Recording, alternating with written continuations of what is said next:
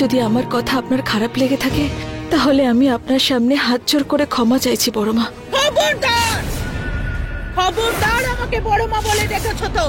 সবাই এই মেয়েটার ভালোবাসায় অন্ধ হয়ে ওর পিছনে ছুটছ। এই মেয়েটা সবাইকে কথার জালে ফাঁসাচ্ছে আর সবাই ওর জালে ফেঁসে ওর ইশারায় নাচছে। বড় খোকা তো আগেই ওর জালে ফেঁসে ভালো মন্দের জ্ঞান হারিয়েছে, অন্ধ হয়ে গেছে। এই পরিবারের বাকি সবাইকে ও এখন ওর জালে ফাঁসাচ্ছে। দেখ, 1 বছর বাদে ফিরেও পরিবারকে কোথায় দাঁড় করিয়েছে। বলে দিচ্ছি, আমি ভবিষ্যৎবাণী করছি যে এই মেয়েটা আমাদের পরিবার, আমাদের বংশ, আমাদের সংসার সব তছনছ করে দেবে।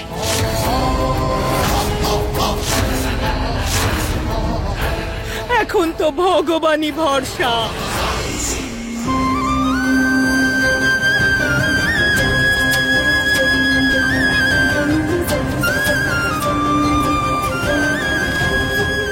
আপনার কাছে ক্ষমা চাইছি আমি সুরভিমা।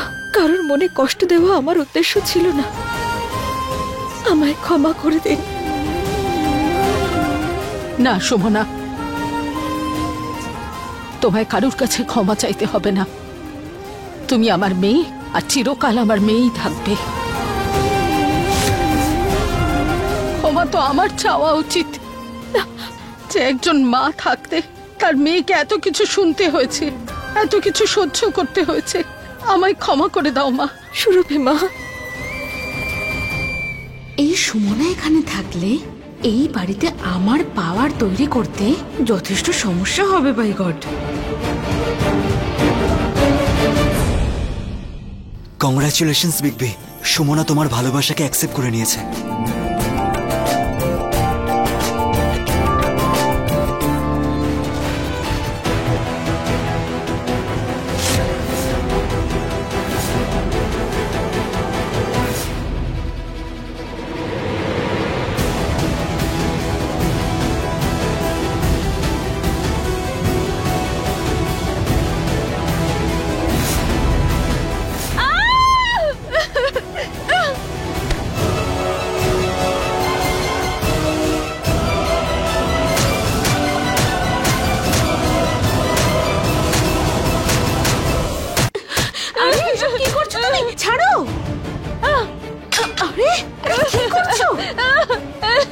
আমি ভেবেছিলাম আমার বোন লয়ার, লড়তে জানে, নতুন নতুন উপায় বের করে সামনের মানুষটাকে হারাতে জানে। কিন্তু তোমাকে দেখে তো মনে হচ্ছে বাই গড তুমি তো নিজের হার মেনে নিয়েছো।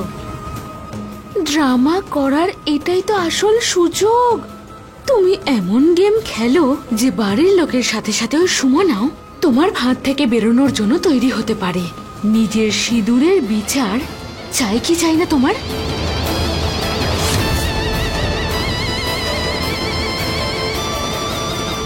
চলো আমরা সবাই বর্ষাবিত্রীর উপবাস ভাঙি।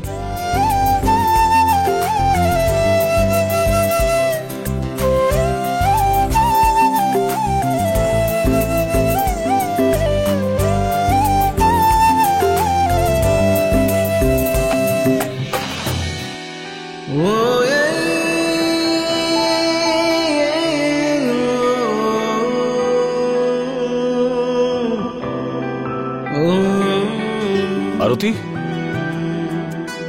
তুই সুমনাকে কোথাও দেখেছিস? না দাদা, এইখানেই আছে কোথাও নিশ্চয়ই। আচ্ছা, দেখছি আমি।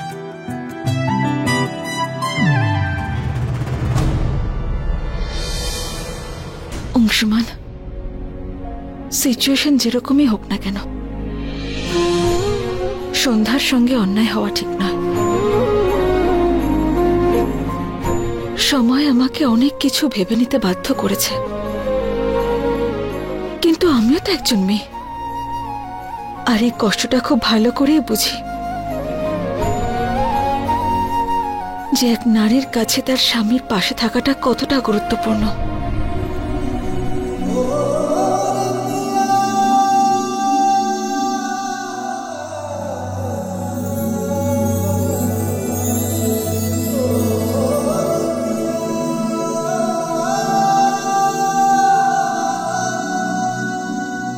আজকে ঈশ্বরের কাছে একটাই প্রার্থনা, আমার এই সুখ যেন চিরস্থায়ী হয়।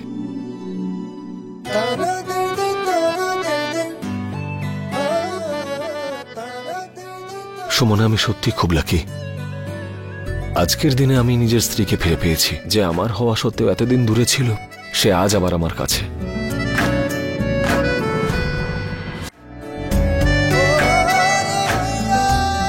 সুমনা, যদি তোমার মনে হয় যে তোমার ব্রত এখনো চলছে আর তুমি কিছু খেতে পারবে না, তাহলে তোমাকে বলতে চাই যে এই মিষ্টিগুলো নিজের রোজগারের টাকা দিয়ে এনেছি আমি, যা আমার পরিশ্রমের ফল।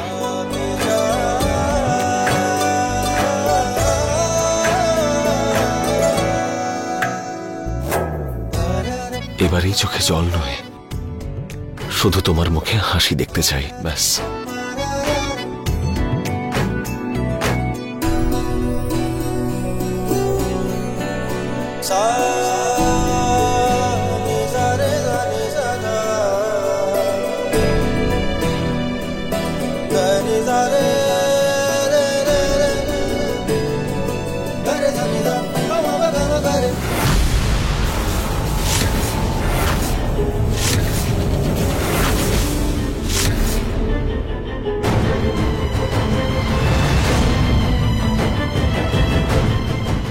অংশুমান, সুমনা তোমার স্ত্রী না আমি তোমার স্ত্রী, সেই আর্গুমেন্টে আমি যেতে চাই না।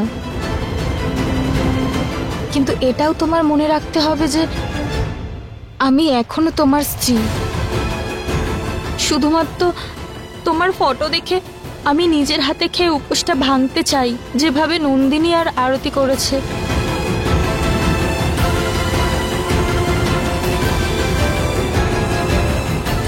পেয়ে গেছি আমি আমার উত্তর।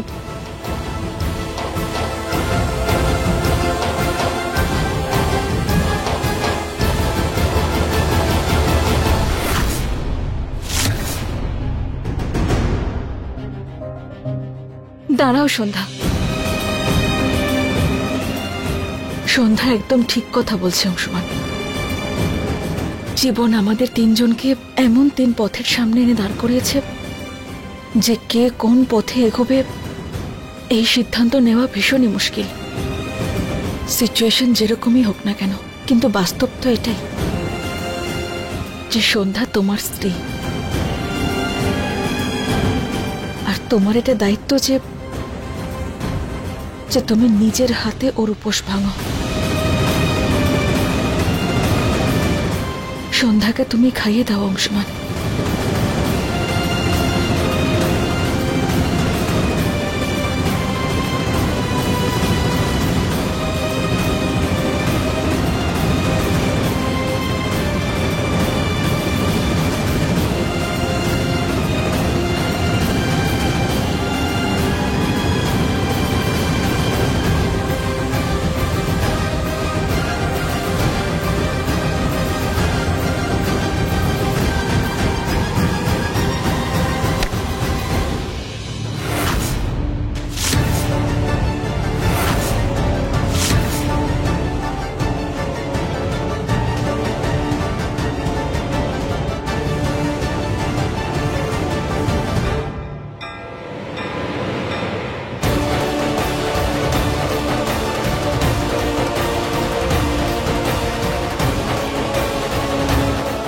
সন্ধ্যা,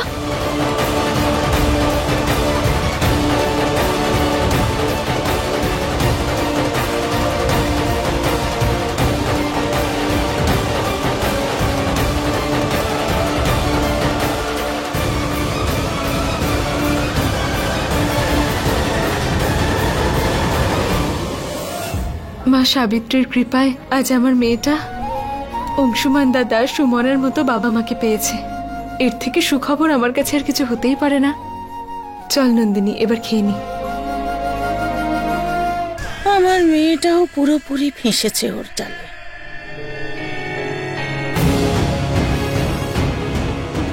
আরে সন্ধ্যা দিদি, কি হলো তোমার?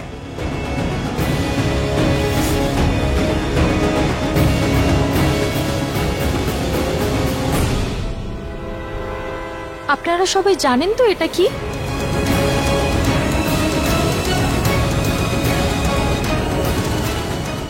অংশুমান, তুমি কি আমাকে বলতে পারবে যে এটা কি?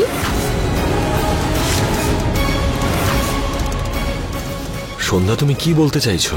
না অংশুমান, সবার আগে আমাকে এটা বলো যে কি এটা?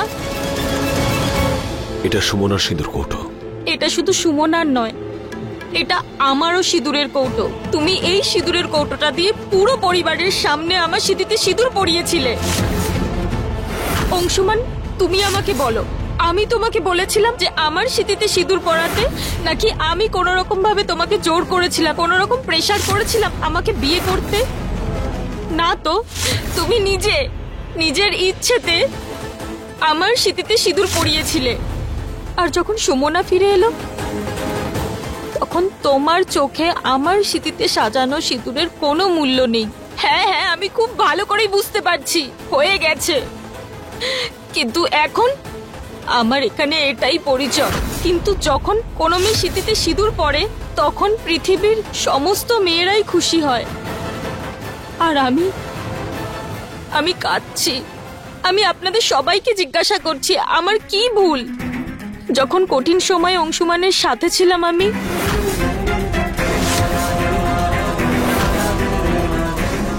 অংশুমান, যদি এটা এতই সহজ হতো না, তখন আমি আমার নিজের হাতেই আমার সিঁথির সিঁদুর মুছে দিতাম আর এখান থেকে আমি অনেক দূরে চলে যেতাম।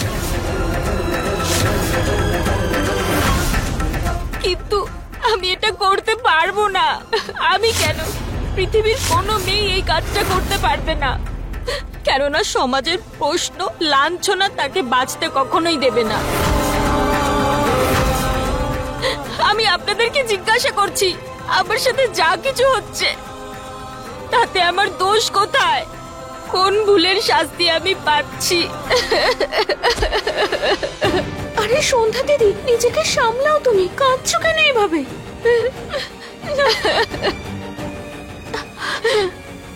দাদা, আমি এখন কিছু বললে না ছোট মুখে বড় কথা মনে হবে, কিন্তু সত্যি কথা তো এটাই, যখন তোমার প্রয়োজন ছিল তখন তুমি আমার বোনকে বিয়ে করে নিলে, কিন্তু যখন তোমার প্রয়োজন ফুরিয়ে গেল তখন এই সম্পর্ককে তুমি অস্বীকার করছো। আঁচল, তোমার মাঝখানে বলার কোনো দরকার নেই। ওঠো আর নিজের রুমে যাও। এখন আমি না বললে আর কে বলবে নন্দন বাবু? এখানে আমার বোনের জীবনটা নষ্ট হচ্ছে। মাই গড! যখন দরকারটা শেষ হয়ে গেল, তখন আর কোনো কিছুর মূল্য রইল না। একেই বলে ইউজ এন্ড থ্রো। হয়তো এটাই এই পরিবারের নিয়ম। কিন্তু এই ইউজ এন্ড থ্রোর খেলার মধ্যে এটা ভুলে গেছে যে আমি কোনো বস্তু নই। দেখো সন্ধ্যা, আমি মানছি যে তোমার কোনো ভুল নেই। এই সব কিছুর জন্য দায়ী আমি, এই পরিবার নয়। আমার জন্য এই পরিবারের দিকে প্রশ্ন তুলো না তুমি। এই পরিবার অনেক কিছু ত্যাগ করেছে সন্ধ্যা। কাউকে ব্যবহার করার কথাই পরিবার কখনো ভাবতেই পারে না।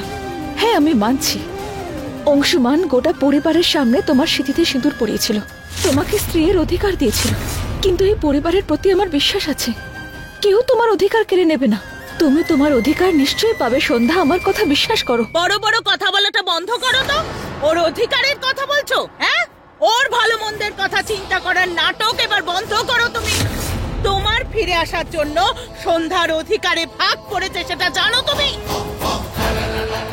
তুমি যদি এই বাড়ি থেকে, এই পরিবার থেকে ছুমন্তর হয়ে যাও চিরকালের জন্য, তাহলে এই সন্ধ্যার জীবনটা একটু সুখের হবে। আচ্ছা, একটা কাজ করি, তুমি একে সাহায্য করো, আমি তোমাকে সাহায্য করি, ঠিক আছে? নাও চলো, বেরো বাড়ি থেকে। জেঠিমা,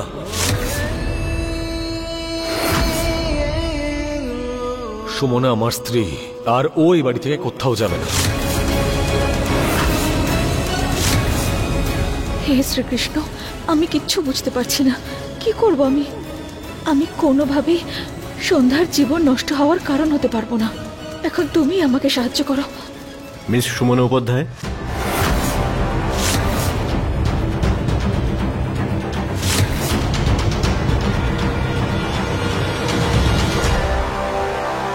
I am sorry, I think আমি ভুল সময় এসেছি।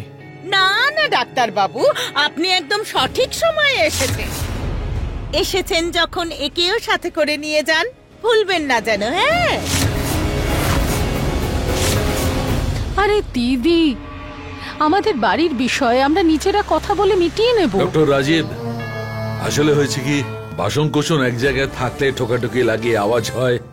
এত বড় বাড়ি, অনেক লোকজন, এই ছোটখাটো গন্ডগোল লেগেই আছে। I understand. বাবা দাঁড়িয়ে আছো কেন? এসো না, একসঙ্গে বসে খাবার খাই। এসো। না না, অন্য কোনো দিন।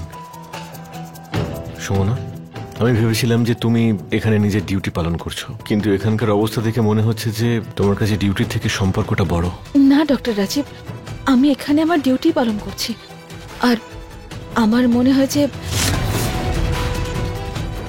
আমি সবটাই জেনে গিয়েছি। আর কালই আমি ম্যাজিস্ট্রেট ম্যাডামকে ডেকে আমার ফাইনাল রিপোর্ট দিয়ে দেব। এখন আমার যাওয়া উচিত এখান থেকে।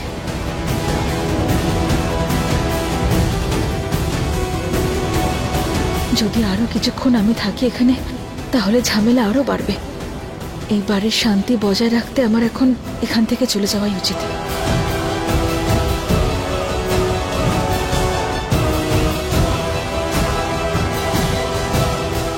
এই সময় সুমনাকে আটকানো ঠিক হবে না, এতে বাচ্চার অ্যাডাপ্টেশনের সময় প্রবলেম হতে পারে।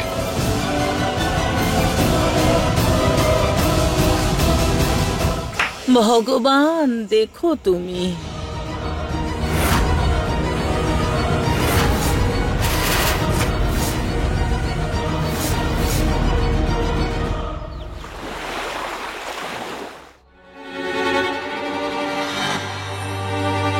বাচ্চার কাস্টাডি নিয়ে মিসেস সুমনা নিজের রিপোর্ট সাবমিট করে দিয়েছেন। মিসেস সুমনা, নিজের রিপোর্টটা পড়ুন। Yes ma'am.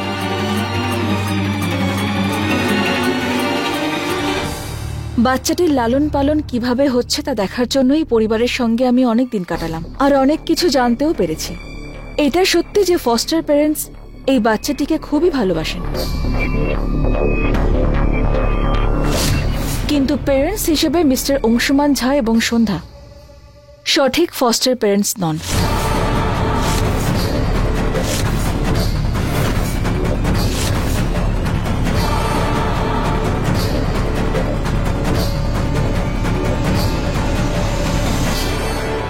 তার কারণ হলো ওনাদের দুজনের সম্পর্ক ভালোবাসার ভিত্তিতে নয়, বরং এক চুক্তির ভিত্তিতে হয়েছে। সুমনা, মিস্টার অংশুমান এবং সন্ধ্যা শুধুমাত্র এই বাচ্চাটির কাস্টাডি পাওয়ার জন্যই একে অপরকে বিয়ে করেছে। যে কাপলের মধ্যে কোনো ভালোবাসাই নেই, তারা বাচ্চাটিকে তার অধিকারের ভালোবাসা কি করে দেবেন? এটা ছাড়াও আমি অনেক ক্ষেত্রে এটাও দেখেছি যে ফস্টার মাদার ওই বাচ্চাটির সঙ্গে অসাবধান হয়েছে। আমাকে শুধু এটুকু বলো, তুমি ছোট সুমনাকে এই কাপ সিরাপ খাইয়েছো? বাচ্চাটার কেশে কেশে কফ উঠছিল, তাই একটুখানি কাপ সিরাপ খাইয়ে দিয়েছিলাম যাতে ওর শরীরটা ঠিক থাকে। সেই জন্য আমার সিদ্ধান্ত হলো যে মিস্টার অংশুমান ঝা আর মিসেস সন্ধ্যা এই বাচ্চাটিকে অ্যাডপ্ট করতে পারবেন না। সুমনা,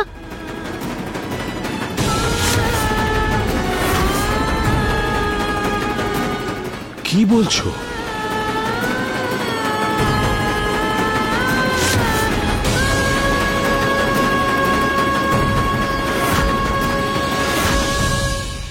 তোমরা সবাই দেখলে কি ঘটলো? দেখলে তোমরা? আমি বলেছিলাম যে এ বাচ্চাকে আশ্রয় করে আমাদের উপর প্রতিশোধ নেবে। এই অলক্ষণে কি করছো তুমি? সবকিছু তছনছ করে দেবে নাকি তুমি? তুমি কি বলছো এসব? আমার বাচ্চাকে আমার থেকে দূরে রাখতে পারবো না, আমি মরে যাব। তুমি প্লিজ এই সিদ্ধান্ত বদল করো, আমার মেয়েকে আমার থেকে দূরে নিয়ে যেও না। নন্দিনী ওকে বোঝে না।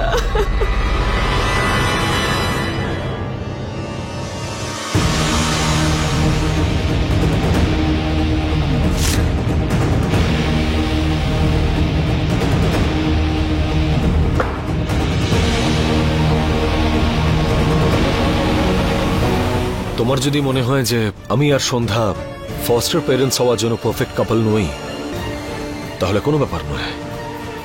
আমাদের বিয়ে তো ভ্যালিড না, আমরা দুজনে মিলে তো স্বামী স্ত্রী হিসেবে ওকে অ্যাডপ্ট করতেই পারি। হ্যাঁ সুমনা, অংশুমান দাদা একদম ঠিক কথা বলছে। তুমি আমার মেয়েকে কোথাও নিয়ে যেও না শুধু। আর এরকম নোংরা লোকটার কাছেও আমার মেয়েকে তুমি রেখো না সুমনা, প্লিজ। আমি তোমার সামনে হাত জোর করছি সুমনা। সুমনা আরেকবার নিজের সিদ্ধান্তের ব্যাপারে একবার ভাবো প্লিজ। সুমনা, আমি তো ভাবতেই পারছি না তুমি এরকম সিদ্ধান্ত নেবে। তুমি একটা বাচ্চাকে তার মার কাছ থেকে কি করে আলাদা করছো, যেখানে তুমিও। সুমনা, তুমি ভালো করেই জানো অংশুমান ওকে কত ভালোবাসে, কত দেখাশোনা করে। আর তাছাড়া ওর নামও সুমনা রেখেছে। মা, তোমার সিদ্ধান্ত নিয়ে আরেকবার ভাবো, একবার অংশুমানের সাথে কথা বলে নাও। হ্যাঁ মা সুমনা, এই সময়ে এখানে উপস্থিত আমরা সকলে এটা বিশ্বাস করি যে বাচ্চা তোমার কাছেই সব থেকে বেশি সুরক্ষিত থাকবে। আর মা, বাচ্চা যখন তোমার সঙ্গে থাকে তখন তার কোনো অসুবিধা হয় না, সবাই সেটা জানে। আর তুমিও সেটা জানো মা। বলো, জানো কি না? প্লিজ সুমনা, তোমার থেকে ভালো ওর খেয়াল কেউ রাখতে পারবে না। প্লিজ সুমনা।